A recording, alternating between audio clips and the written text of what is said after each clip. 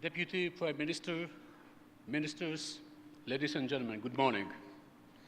It's a great honor to be here this morning. I'm still waiting for the presentation to be, here it is, okay. It's a great honor to be here this morning, and it's a great honor for us to present the Israeli NCSA and speak here in this important cyber conference about what we do in Israel regarding operational cybersecurity. So before we start, I would like to say thank you to our good friends and colleagues from Singapore for providing us with this great opportunity to speak here. Ladies and gentlemen, as you may probably know, the Israeli NCSA is a relatively young entity, young body. We started officially on April 16 with more or less 10 employees, and we believe that by the end of this year, we'll be in the ballpark of 200 workers on payroll. It was, and it's still, a long journey, long and tough. It requires a well-defined mission and a well-supported vision, but it also requires a lot of persistency and patience. A couple of months after the foundation of the NCSA, we had the privilege to present in the Cyber Week session in Tel Aviv University the way we understand our scope of mission and responsibility. We presented then the 9 building blocks that altogether create what we call a national cyber defense system. The gear wheel presentation, which later was distributed internationally, explained what makes the difference between traditional organization IT security and the new concept of national cyber defense.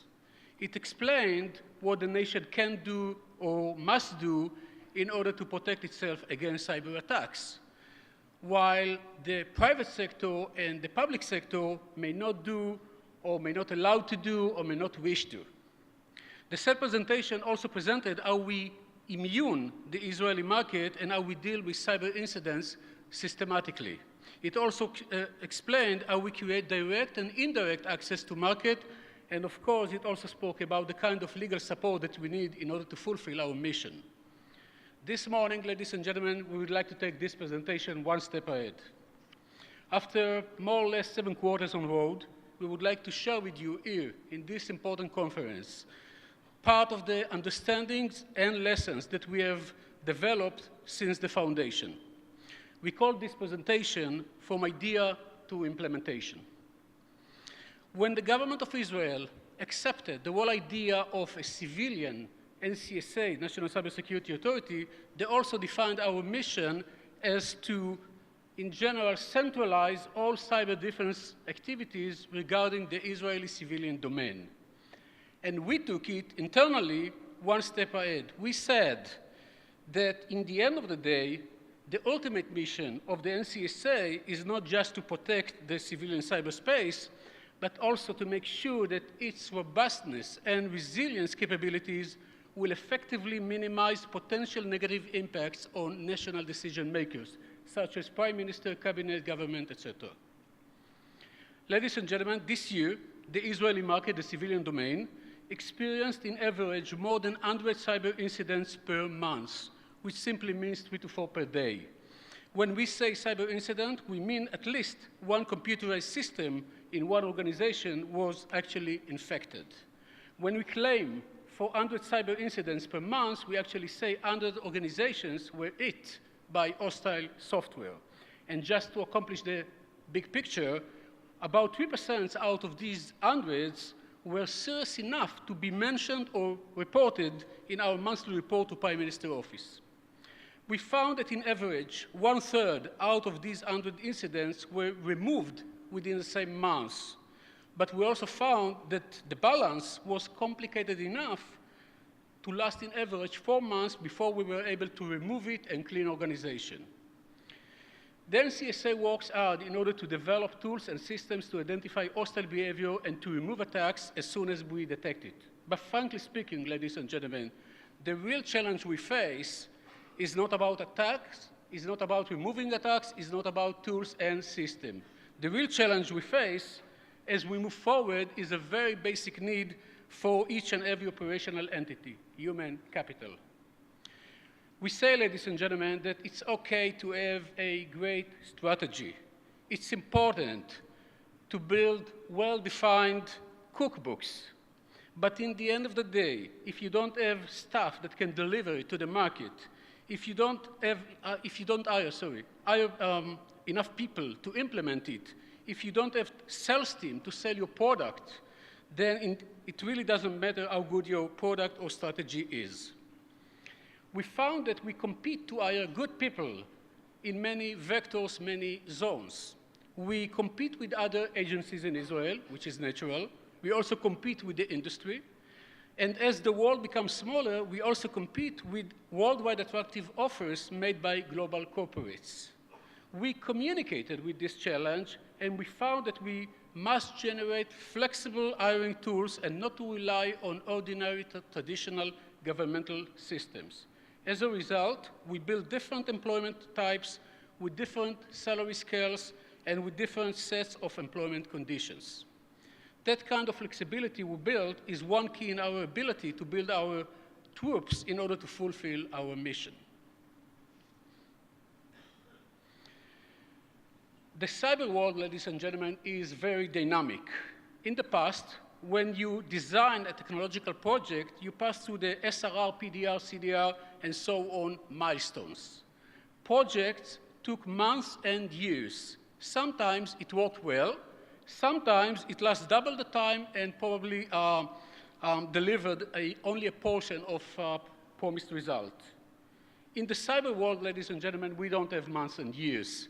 We believe that such concept may not be suitable for the dynamic world of cyber, or should I say operational cyber.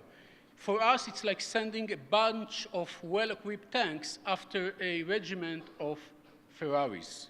We realized that we can't apply a linear power to support exponential needs. Therefore, we developed the sprint model, in which a big outcome is divided into small pieces, small slices. Each piece generates a tangible result and operational outcome. Each piece lasts no more than 3 to 5 weeks. In mathematics, when you take a nonlinear curve and try to divide it into linear slices, they call it spline. We do the same with technology development. This way, we get better certainty and visibility. We see results in eyes, and we keep the spirit of a startup venture, as each and every slice is truly a new exciting challenge. But the most important and relevant benefit of the sprint model is that along the process, we can skip between slices based on the development of unexpected cyber needs.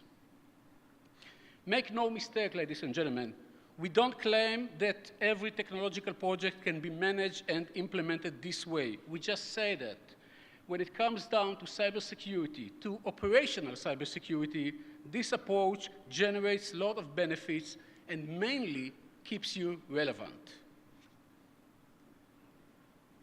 The NCSA is the new guy in the Israeli neighborhood. We learned that when you join the game and you play with the old big guys, IDF, ISA, Mossad, MOD, police, etc., you must be very sensitive the way you describe your role and the way you speak about your scope of responsibilities. And in addition, you must consider the lingo you use. For example, we do not investigate cyber attacks, we analyze it. If a cyber attack is turned to be a cybercrime incident, then police will lead the campaign. They will collect evidence and other materials they need, and we will analyze the breach, the slit, the way this hostile software was activated. Clean water is a good example to explain the national synergy we built in Israel between the NCSA and the other Israeli agencies. In this example, our job, the NCSA job, is to make sure that water will remain clean at all times. We don't deal with any attacker or criminal. We deal with the water immunity. And in case of poisoning, we are responsible to edge the situation, to remove the poison from water, and to improve the protection system. We learned that in order to create a national synergy, which is very important for overall national defense, we must distinguish between attacks and attackers. This is not the only lingo issue that we had to deal with. We also found that when people speak about cyber attacks, they have in their mind a sort of a picture like troops storm over the wall, over the border. Well, we found that we have to define exactly to the public what do we mean when we say cyber incident. And as a result, which cyber event is not considered as a cyber incident. In addition, we found that we have to educate the market to distinguish between different levels of incident severity. Like I said at the beginning, ladies and gentlemen, it's a new world that grows up in parallel to the traditional world, and the issue of terms and lingo is just one evidence for that fact. A well-known Israeli banker told me just recently, he said, listen, we, the financial guys, we are experts in risk management. That's what we do all day. We evaluate the risk, and then we decide how to hedge it. But he said, we have statistics. We rely on statistics, on number, on known history. And then he said, the problem with you guys, he spoke to me, right? The problem with you guys is that you don't have enough statistics to prove your risk model. And without a proved risk model, how do you know how much to invest compared to the potential damage? Now, ladies and gentlemen, we, the cyber people here in this hall, we may love it or we may not love it, but we have to admit in two facts. Number one is the customer, and he represents the customer typecast, sorry. And second, in his way, he was right. As of now, most cyber incidents, those that we are aware of, those that the industry agreed to share with us, are not that severe tangible-wise. To get into proportion, the terrible hurricanes, such as Katrina, Harvey, Irma, and others, caused extremely high damage, including to critical infrastructure, something that we haven't seen yet in the cyberspace. Based on what we have seen so far, only a very few incidents could be considered as severe cyber incidents that might cause a severe tangible damage. Luckily, we haven't seen something like that right now, till now in Israel, and this is the right time to touch on wood somewhere 3 times. Anyway, having said that, from the banker eyes, the investments in cybersecurity must be proportional, must be correlated to real numbers, real evidence, and real findings about real damage. The point, ladies and gentlemen, the point is that we, the cyber guys, we communicate with this challenge in a totally different way.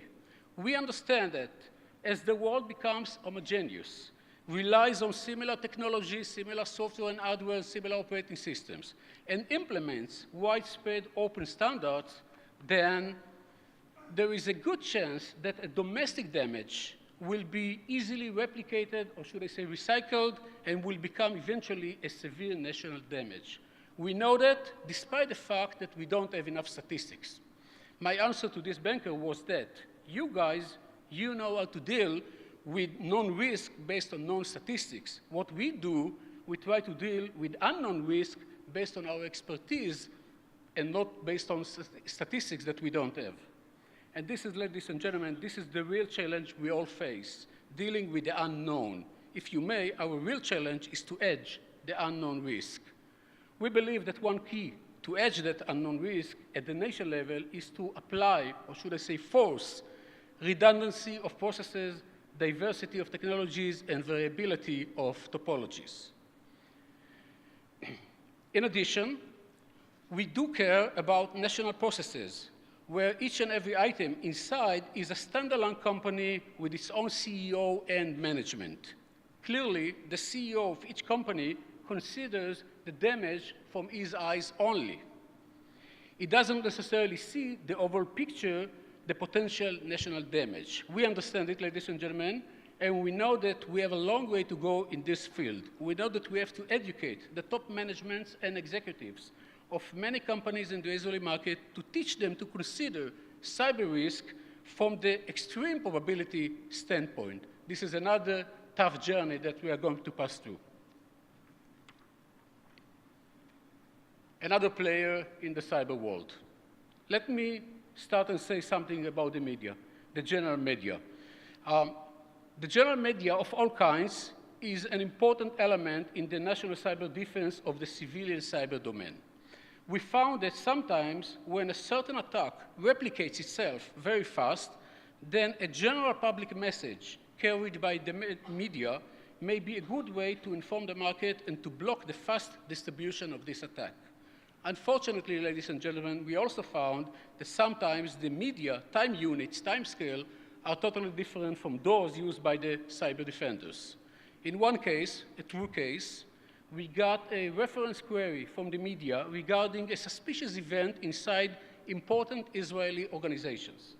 In that specific case, the reporters were anxious, very eager, keen to know whether it's true or not. And the issue is that it is almost impossible to provide with an instant, true, and professional answer without analysis.